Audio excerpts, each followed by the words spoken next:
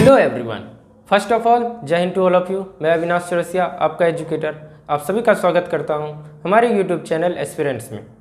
आज ये हमारा इंडियन हिस्ट्री का सेकेंड लेक्चर है, advent of Europeans part 2। Bharat में यूरोपियों के आगमन के बारे में पढ़ेंगे हम लोग। एडवेंट ऑफ यूरोपियंस पार्ट 1 के लेक्चर में हमने बताया था कैसे पुर्तगीज और डच भारत आए थे। एडवेंट ऑफ यूरोपियंस पार्ट 2 के लेक्चर में आज हम लोग ब्रिटिश के बारे में जानेंगे। तो चलिए स्टार्ट करते हैं।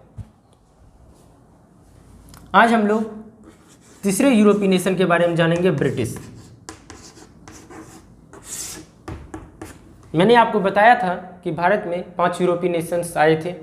कौन कौन? सबसे पहले पोर्चुगीज आए, फिर डच आए, फिर ब्रिटिशर्स, फिर डेनिश और फिर फ्रेंच। हमने पोर्चुगीज और डच के बारे में जो है फर्स्ट पार्ट में पढ़ लिया था। आज हम लोग सेकंड पार्ट में ब्रिटिशर्स के बारे में पढ़ने जा रहे हैं। तो देखिए,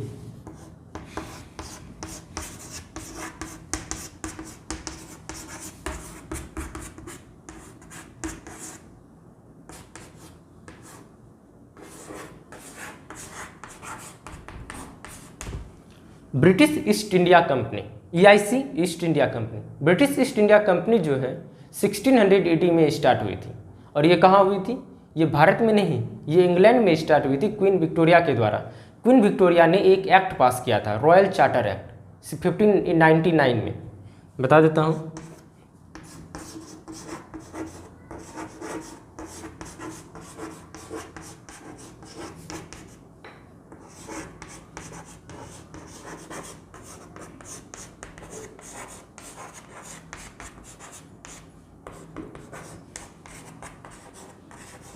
देखिए, क्वीन एलिजाबेथ ने जो है 1599 में एक एक्ट पास किया था, रॉयल चार्टर एक्ट। उसी के द्वारा जो है इंग्लैंड में ब्रिटिश ईस्ट इंडिया कंपनी की शुरुआत हुई। British east India company establish हुआ। कब हुआ? 1680 में। और यही ब्रिटिश ईस्ट इंडिया कंपनी जो है भारत आई थी।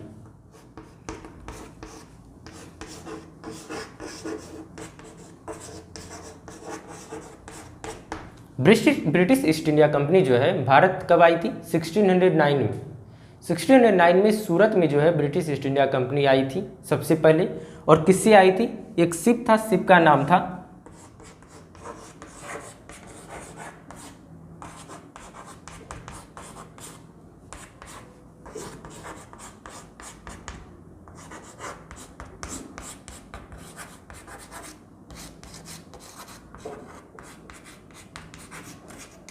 देखिए, British east India company Bharat जो है एक शिप पर आई थी जिसका नाम था हेक्टर। ये पूछा जाता है एग्जाम में, किस शिप से आई थी? हेक्टर। और इसके कैप्टन कौन थे? कैप्टन थे William Hawkins. William Hawkins captain थे, जिससे जो है ब्रिटिश ईस्ट इंडिया कंपनी जो है भारत आई थी। और वो सबसे पहले लैंड कहाँ की थी? सूरत में की थी।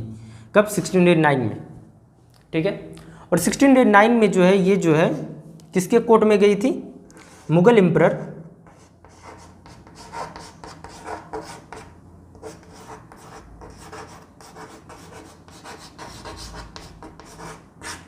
देख लीजिए, किसके कोर्ट में गई थी? मुगल एम्परर जहांगीर के कोर्ट में ये जो है भारत आई थी।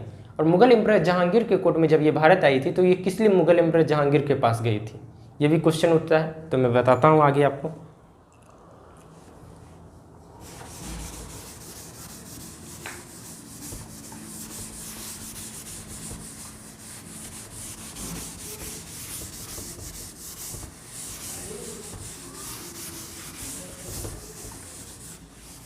देखिए, ब्रिटिश ईस्ट इंडिया कंपनी कब भारत आई थी? 1609 में भारत आई थी। ये जो है सबसे पहले जो है मुगल एम्परर जहांगीर के कोर्ट में गई। उनसे जो है परमिशन मांगने गई थी कि हमें जो है व्यापार करने की परमिशन दीजिए, ट्रेड करने की परमिशन दीजिए। पर मुगल एम्परर जहांगीर ने जो है यूरोपियों के रवैये से बहुत ज़्यादा जानकार थे कि कैसे यूरोपीय थे, क्योंकि पहले जो है पोर्चुगीज आ चुके थे।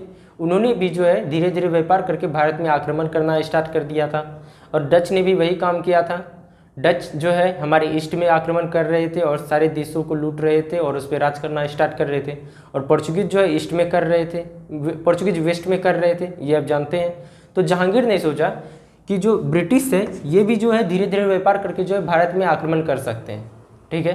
तो इसने जो है ब्रिटिश को जो है जहांगीर ने जो है ऑर्डर नहीं दिया। तो ब्रिटिश ने 1619 से 1611 तक जो है परमिशन मांगते रहे जहांगीर से, पर परमिशन जो है डिनाई कर दिया गया बार बार जहांगीर के द्वारा। ठीक है। नो परमिशन ग्रांटेड, कोई भी परमिशन जो है ग्रांट नहीं किया गया।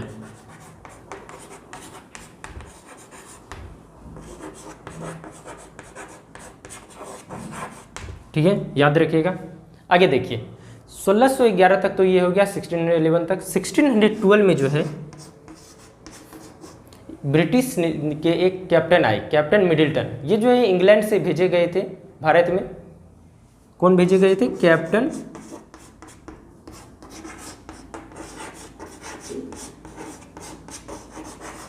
कैप्टन मिडिल्टन जो है भारत आए। वो जो है ये हमारी जो मुगल बादशाह थे उस समय जहांगीर, उनके लिए जो है बहुत सारे तोहफे लाए थे, बहुत सारे गिफ्ट लाए थे उनको मनाने के लिए। उस समय जो है रथ हुआ करता था, तो मुगल एम्परर जहांगीर के लिए जो है उन्होंने जो है एक रथ भी लाया था। मुगल एम्परर जहांगीर के लिए जो है कैप्टन मिडिल्टन ने रथ लाया था और बहुत सारे तोहफे लाए थे। ये देख के जो है जहांगीर बहुत खुश हो गए और उन्होंने जो है अंग्रेज़ों को जो है व्यापार करने की परमिशन दे दी। कब परमिशन दे दी ये भी याद रखिएगा, 1612 में जो है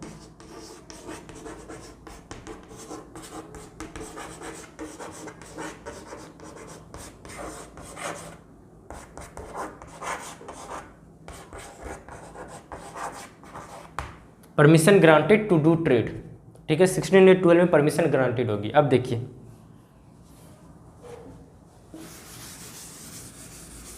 ब्रिटिश 1609 में भारत आए और 1612 में जो है उन्हें व्यापार करने की अनुमति मिल गई थी भारत में। किसके द्वारा? मुगल एम्परर जहांगीर के द्वारा। ठीक है, अब देखिए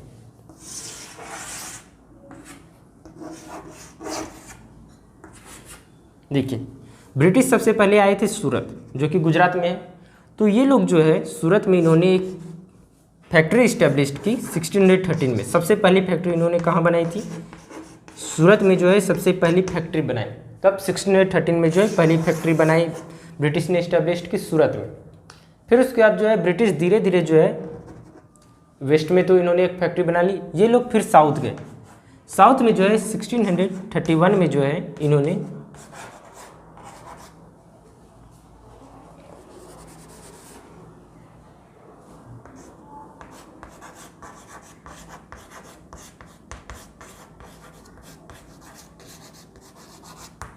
मसूलीपट्टनम में 1631 में इन्होंने एक फैक्ट्री खोली। कहाँ पर खोली? मसूलीपट्टनम में।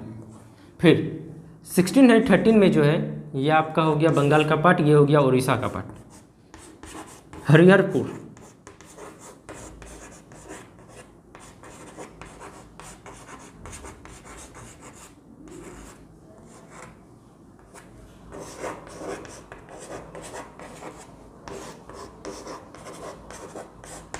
सिक्सटीन 1633 में जो है ब्रिटिश ने जो है हरिहरपुर बालासोर उड़ीसा में जो है एक फैक्ट्री इस्टेब्लिश की। टोटल जो है ब्रिटिश ने 3 फैक्ट्री इस्टेब्लिश कर चुकी थी। एक 1613 में सूरत में इस्टेब्लिश की, फिर उसके बाद 1631 में मसूलीपट्टनम में, और फिर उसके बाद जो है 1633 में जो है हरिहरपुर बालासोर उड़ीसा। ब्रिटिश का मकसद क्या था? ब्रिटिश चाहते थे कि वो जो है तीनों ओर से, क्योंकि उस समय जो है इंडिया जो है एक पेनिनसुलर कंट्री है, तो पानी के द्वारा ही जितने व्यापार होने हैं संभव है। इसलिए जो है ब्रिटिश चाहते थे कि हम तीनों तरफ से जो है भारत को घेर ले। इसलिए जो है पहली जो है वेस्ट में फैक्ट्री इस्टेब्लिश कर दी, फिर दूसरी जो है साउथ में कर दी और तीसरी ईस्ट में कर दी। और वो तीनों तरफ से भारत पे जो है राज करना चाहते थे, कंट्रोल करना चाहते थे। ठीक, तो कंट्रोल करने के लिए जो है ब्रिटिश चाहते थे कि वो जो है यहाँ का पार्ट ले ले। ये था आपका बंगाल, और अभी जो बंगाल है आपका सिर्फ वेस्ट बंगाल, ये बंगाल का पार्ट नहीं था। पहले जो है बंगाल में जो है आपका बिहार, झारखंड, बंगाल, उड़ीसा का थोड़ा पार्ट, फिर पूरा बांग्लादेश का पार्ट और बहुत सारे जो है नॉर्थ ईस्ट कंट्री जो है उनका भी थोड़ा सा पार्ट आ जाता था। बंगाल बहुत बड़ा था और ब्रिटिश चाहते थे कि हम यहाँ पर जो है व्यापार करें, क्योंकि बंगाल की जो है मिट्टी जो है बहुत उपजाऊ थी। एक बात याद रखिएगा, जब भी भारत में जो है पूछा जाए कि कहाँ की मिट्टी सबसे ज़्यादा उपजाऊ है, तो बंगाल इलाके की मिट्टी जो है सबसे ज़्यादा उपजाऊ होती है। अभी जो है बिहार, झारखंड सबकी मिट्टी बहुत ज़्यादा उपजाऊ होती है। ठीक है, तो ब्रिटिश चाहते थे कि हम यहाँ पर जो है बंगाल में जो है व्यापार करें। क्यों? क्योंकि बंगाल में जो है 3 चीज़ की खेती संभव थी।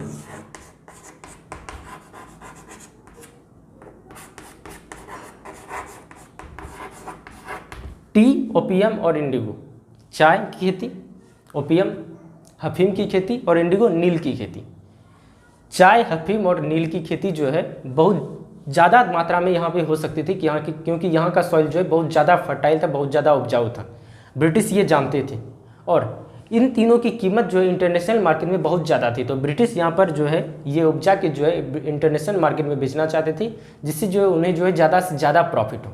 ठीक, अब देखिए, पर बंगाल पे जो है ब्रिटिश जो है फैक्ट्री जो है यहाँ पर जो है इस्टेब्लिश करने में जो है नाकामयाब रहे, क्योंकि उन्होंने बताया मैंने कि हरिहरपुरा में ही किया इस्टेब्लिश। बंगाल में क्यों नहीं कर पाए? क्योंकि बंगाल में जो है उस समय जो है मुगल एम्परर शाहजहाँ का जो है शासन आ गया था। ठीक है, और शाहजहाँ जो है उन्हें जो है बंगाल में घुसने नहीं दे रहे थे। उन्होंने कहा कि आप लोग इधर फैक्ट्री लगा सकते हैं, पर उधर फैक्ट्री लगाने की परमिशन उन्होंने नहीं दी। और ब्रिटिश चाहते थे कि हम बंगाल में जो है जाके फैक्ट्री लगाए, क्योंकि जो है इन तीनों की खेती वहाँ ज़्यादा होती है।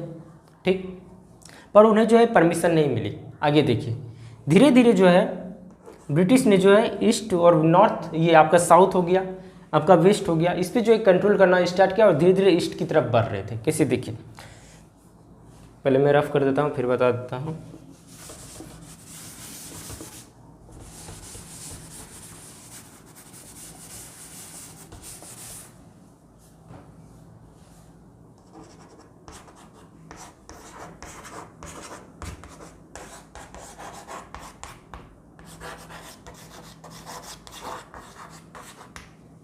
देखिए 1633 फोर्ट मद्रास क्यों लिखा मैंने।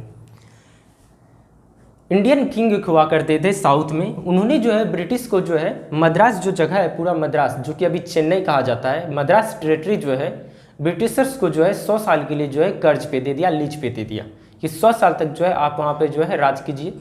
और उसके लिए उन्होंने कुछ पैसा मांगा, और ब्रिटिशर्स के पास तो पैसे थे ही, क्योंकि आप जानते होंगे कि जब ब्रिटिशर्स जो है भारत पे जो है व्यापार कर रहे थे तो हमें उन्हें जो है टैक्स देना पड़ता था, जैसे कि पोर्चुगीज और डच भी जो है भारत में जो है टैक्स दिया करते थे वहाँ के राजा सबको।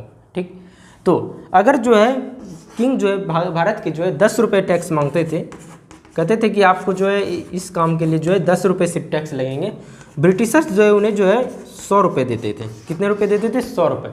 इतना ज़्यादा मुनाफा करते थे, 90 रुपये अधिक देते थे, क्योंकि वो जानते थे जितना हम जो है पैसे देंगे उतना ये व्यापार करने के लिए हमें जगह देंगे, और धीरे धीरे जो है ब्रिटिशर्स जो है पूरे देश में व्यापार करने लगेंगे और फिर उसके बाद कंट्रोल करने लगेंगे। ठीक है, तो ब्रिटिशर्स के मन में बहुत दूर का सोच चल रहा था, इसलिए वो जो है टैक्स देने में कभी पीछे नहीं हटते थे। इसलिए जो है सभी देश के जो है राजा जो है उन्हें बुलाते थे कि आप यहाँ आके व्यापार कीजिए, क्योंकि जो है उस देश में ज़्यादा से ज़्यादा इकोनॉमी जो है बढ़ेगा इसलिए। तो देखिए 1633 में जो है ब्रिटिश को जो है किंग, मद्रास की जो किंग हुआ करते थे, उन्होंने जो है उन्हें मद्रास टेरिटरी जो है लीज पे दे दिया 100 साल के लिए। तो ब्रिटिशर्स ने 1633 में एक फोर्ट बनाया, एक किला बनाया, फोर्ट मद्रास, जिसका नाम था फोर्ट मद्रास। एक किला बनाया, और उस समय किला जो है क्यों बनाते थे? किला जो है उस समय जो है राजा महाराजा बनाते थे कि वहाँ पर जो है वो जो है डिफेंस कर सके, कोई भी बाहर से खतरा है। पर जब साउथ इंडिया के किंग लोग जब उनसे पूछा करते थे कि आप ये फोर्ट क्यों बना रहे हैं, इनकी आपको क्या ज़रूरत है, तो वो बोलते थे हम फोर्ट थोड़ी ना बना रहे हैं, किला थोड़ी ना बना रहे हैं डिफेंस के लिए, हम ये जो है हमारा एक गोडाउन हो गया जहाँ पर इतना जगह जो है हम लोग व्यापार करते हैं, फैक्ट्री में इतना उपज होता है, तो हम लोग रखेंगे कहाँ, इसलिए जो है हम लोग गोडाउन बना रहे हैं। ये किला नहीं है, ये गोडाउन है, पर वो किला ही बना रहे थे। ठीक, अब देखिए 1633 में फोर्ट मद्रास इस्टेब्लिश हो गया। फिर उसके बाद जो है आपको मैंने पिछले लेक्चर में बताया था कि 1661 में जो है पोर्चुगीज़ ने जो है ब्रिटिश को जो है बॉम्बे जो है डॉरी के रूप में दे दिया था। ठीक है, फिर देखिए 1633 में जो है ब्रिटिशर्स ने जो है यहाँ पर मद्रास में फोर्ट मद्रास बनाया था। इसका जो रियल नेम क्या था आपका? Fort Saint George. मद्रास में जो है ब्रिटिशर्स ने 1633 में फोर्ट सेंट जॉर्ज बनाया था, जिसे जो है हम फोर्ट मद्रास भी कहते हैं क्योंकि वो मद्रास में है। और 1661 में जब ब्रिटिशर्स ने जो है पोर्चुगीज़ ने जो है ब्रिटिशर्स को डॉरी के रूप में बॉम्बे गिफ्ट कर दिया, तो ब्रिटिशर्स ने जो है वहाँ पर एक फोर्ट बनाया, फोर्ट बॉम्बे। यहाँ पर भी उन्होंने एक किला बना लिया। अब देखिए फोर्ट मद्रास जो है आपका जो है फोर्ट सेंट जॉर्ज जो है वो जो है आपका जो है हेडक्वार्टर हो गया ब्रिटिशर्स के लिए साउथ इंडिया में, क्योंकि यहाँ पर एक किला, यहाँ से जो है साउथ इंडिया को ये संभालने लगे, व्यापार संभालने लगे और भी कुछ संभाल रहे थे। अंदर ही अंदर वो जो है डिफेंस जो है इधर से जो है रास्ते के द्वारा जो है बहुत सारा आर्म्स और एम्यूनिशन भी आ रहा था इन सारे राजाओं को हराने के लिए। ठीक है, और फोर्ट बॉम्बे में जो है, फोर्ट बॉम्बे जो है आपका जो है इनका जो है हेडक्वार्टर बन गया था किसका? वेस्ट इंडिया का। कहाँ का हेडक्वार्टर बन गया था, वेस्ट इंडिया का जो है हेडक्वार्टर बन गया था। ठीक है, अब आगे देखिए क्या हुआ। फोर्ट सेंट जॉर्ज यहाँ हो गया, फिर फोर्ट बॉम्बे यहाँ हो गया। तभी जो है मुगल किंग हुआ करते थे औरंगजेब। औरंगजेब जो है बहुत ज़्यादा जो है प्रॉफिट के बारे में सोचते थे। वो सोचते थे कि कहाँ से हमको प्रॉफिट आ जाए, तो इसलिए जो है उन्होंने जो है अंग्रेज़ों के बारे में तो उन्होंने जानते थे कि अंग्रेज़ को हम जहाँ व्यापार करने रखेंगे तो हमें ज़्यादा से ज़्यादा प्रॉफिट होगा, क्योंकि टैक्स तो वो भर भर के दिया करते थे। इसलिए जो है इन्होंने जो है हमारे मुगल एम्परर जो है, जो कि हमारे औरंगजेब थे, उन्होंने जो है ब्रिटिशर्स को इन्वाइट किया। ब्रिटिशर्स को इन्वाइट किया और बोले कि आइए आप लोग यहाँ, और यहाँ पर जो है आप लोग जो है व्यापार कीजिए। इसलिए जो है ब्रिटिशर्स को जो है कहाँ पर व्यापार करने के लिए कहा, मैं बता देता हूँ आपको।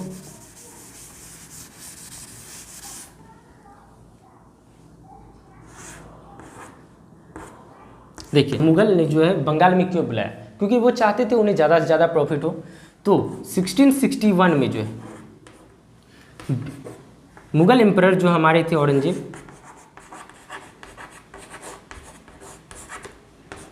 उन्होंने जो है ब्रिटिशर्स को इनवाइट किया कि आप यहाँ पर आके जो है ट्रेड कर सकते हैं। 1661 में जो है व्यापार करने के लिए उन्हें जो है अनुमति दी कि आप यहाँ पर आके ट्रेड कर सकते हैं।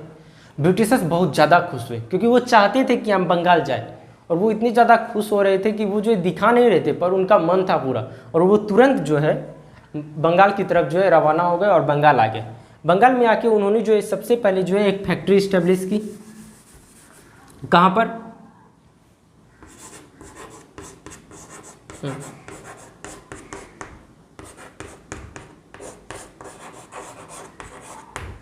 सुतानुटी विलेज। सुतानुटी विलेज में जो है ब्रिटिशर्स ने जो है एक फैक्ट्री इस्टेब्लिश की। ठीक है, अब देखिए सुतानुती के बारे में मैं एक बात बता देता हूँ आपको। सुतानुती एक विलेज है जो कि आपके बंगाल में, उसके बगल में एक विलेज है गोविंदपुर, और उसके बगल में एक विलेज है कलिकाटा।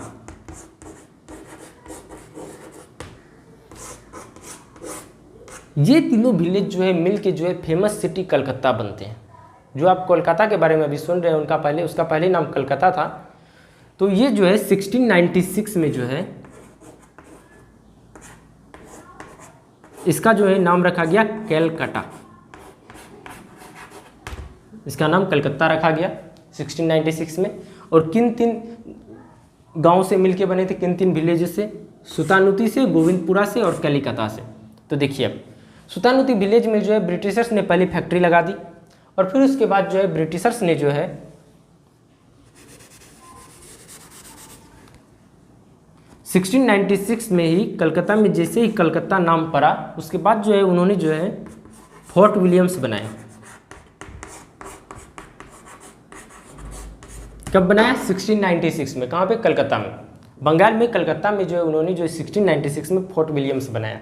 अब देखिए फोर्ट विलियम्स हो गया इनका जो है हेडक्वार्टर, कहाँ का, ईस्ट इंडिया का, क्योंकि साउथ इंडिया का हेडक्वार्टर बन चुका था Fort Saint George, West India का हेडक्वार्टर बन गया था फोर्ट बॉम्बे, और ईस्ट इंडिया का भी इन्होंने जो है हेडक्वार्टर बनाया फोर्ट विलियम्स। फोर्ट विलियम्स जैसे ही ईस्ट इंडिया का हेडक्वार्टर बना,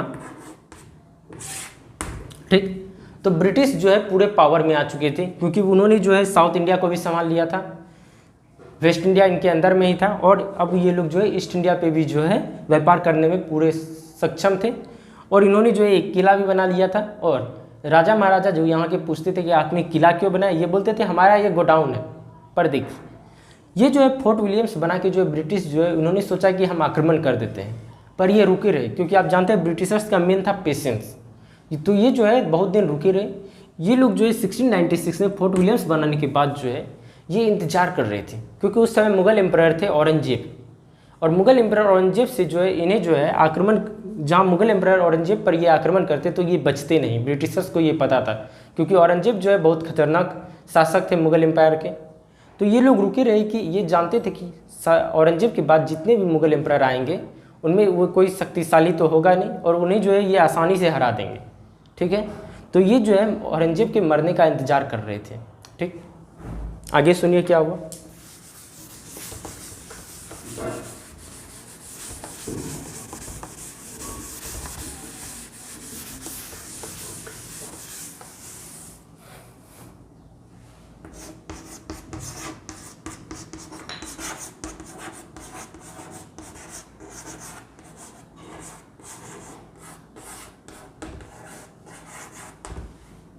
1707 1707 में जो है औरंगजेब, मुगल एम्पायर और एम्परर औरंगजेब की मृत्यु हो गई।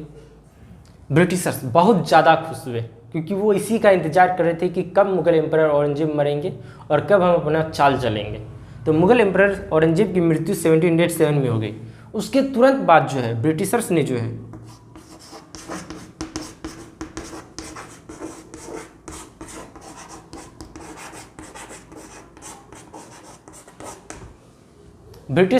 तुरंत बाद जो है टैक्स देना बंद कर दिया। पहले वो बहुत ज़्यादा टैक्स दे रहे थे, अब जैसे ही औरंगजेब की मृत्यु हुई उन्होंने टैक्स देना बंद कर दिया। तो मुगल एम्पायर में जो है बहुत सारी रियासतें हुआ करती थी, क्योंकि वो बड़ा किंगडम था तो छोटे छोटे किंगडम बनाए गए थे कि वहाँ पर जो है बहुत सारे रियासतों को संभालने वाली हो। तो उन्होंने जो है जाके पूछा ब्रिटिशर्स से कि आप जो है टैक्स क्यों नहीं दे रहे हैं, अगर आप टैक्स नहीं देंगे तो हम आप पे आक्रमण कर देंगे और आपको हटा देंगे। मुगल एम्पायर ने उन्हें ये धमकी दी, और भी सारे एम्पायर धमकी दे रहे थे, इधर साउथ इंडिया में, वेस्ट इंडिया में, सब जगह धमकी मिल रही थी। ठीक है, जैसे ही धमकी दी बंगाल में, तुरंत जो है अंग्रेज़ों ने कहा कि आप अच्छा है आप धमकी दे रहे हैं और बोल रहे हैं हमें खदेड़ने की बात, पहले जाके जो है हमारा फोर्ट तो देख लीजिए, किला देख लीजिए, फिर उसके बाद हमें बोलिए। जब ब्रिटिश मुगल जो है किला देखने के लिए गए, भारतीय किंग जो है किला देखने के लिए गए, तो उन्होंने अंदर में देखा तोप बारूद सब भरे हुए हैं, पूरी जो है गोली बारूदों से जो है किला जो है खचाखच भरा पड़ा है। ब्रिटिशर्स इसी का इंतजार कर रहे थे कि कब औरंगजेब मरे और कब हम जो है अपना हथियार यूज करें। वो लोग जो है इंडियन किंग सब डर गए, क्या बोलते, कुछ नहीं बोल पाए और डर के जो है वहाँ से चले गए। फिर देखिए 1717 में जो है मुगल एम्परर थे फारूक सियार।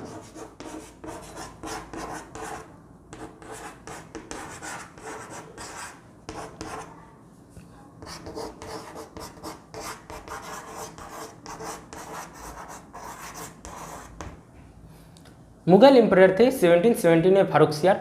1707 से लेकर 1717 तक जो है ब्रिटिशर्स ने जो है कोई टैक्स नहीं भरा, और सारे जो रूलर थे इंडिया के जो है वो जो है उनसे कांप रहे थे, क्योंकि उनके पास जो है किला था उसमें आर्म्स एम्यूनिशन था। ठीक है, तो ये लोग डर रहे थे कि आक्रमण करके भी हमारा ही नुकसान है। ठीक, तो 1717 में जो थे मुगल एम्परर थे फारूक सियार, उन्होंने जो है ब्रिटिशर्स को जो है टैक्स फ्री ट्रेड करने का आदेश दे दिया। ठीक, टैक्स फ्री ट्रेड करने का आदेश दे दिया ब्रिटिशर्स को। ब्रिटिशर्स जो है बहुत ज़्यादा हो गए खुश, क्योंकि अब जो है उन्हें जो है व्यापार करने में कोई टैक्स देना नहीं पड़ेगा, लीगली ग्रांटेड हो गया, कोई उन्हें बोल नहीं सकता। और फिर उसके बाद जो है उन्होंने जो है व्यापार तो कर ही रखा था भारत में, धीरे धीरे जो है अब जो है कंट्रोल करना स्टार्ट कर दिया भारत में, धीरे धीरे छोटे छोटे राजाओं को हराना स्टार्ट कर दिया। ठीक, देखिए अब मैं एक बात बताता हूँ, 1717 में जाके जो है ब्रिटिशर्स जो है टैक्स फ्री ट्रेड करने में कामयाब रहे, और वो कब आए थे, 1609 में आए थी।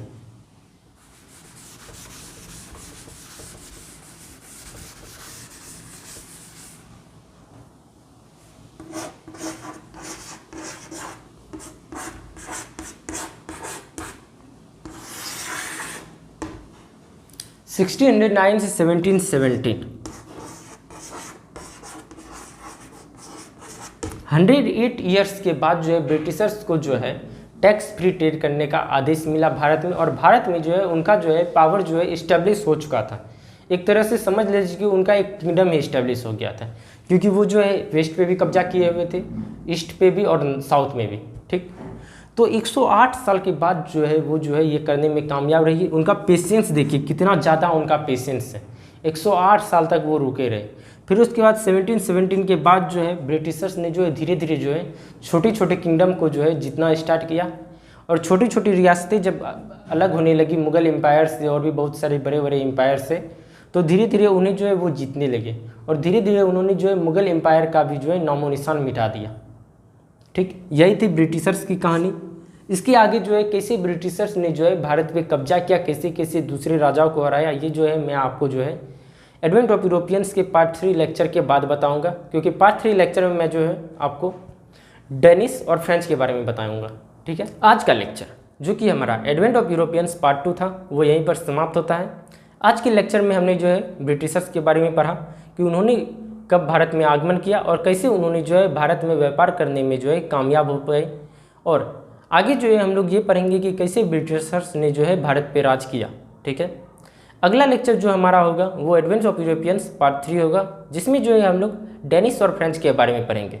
तो इस लेक्चर के नोट्स के पीडीएफ का लिंक आपको डिस्क्रिप्शन में मिल जाएगा, तो वहाँ जाइए, उसे ज़रूर से ज़रूर एक्सेस कीजिए, क्योंकि पीडीएफ जो है बहुत अच्छे तरीके से बनाया गया है। और फिर भी अगर आपको कोई डाउट हो तो आप हमें हमारे इंस्टाग्राम पे फॉलो कर सकते हैं। हमारे इंस्टाग्राम आईडी का लिंक आपको डिस्क्रिप्शन में मिल जाएगा।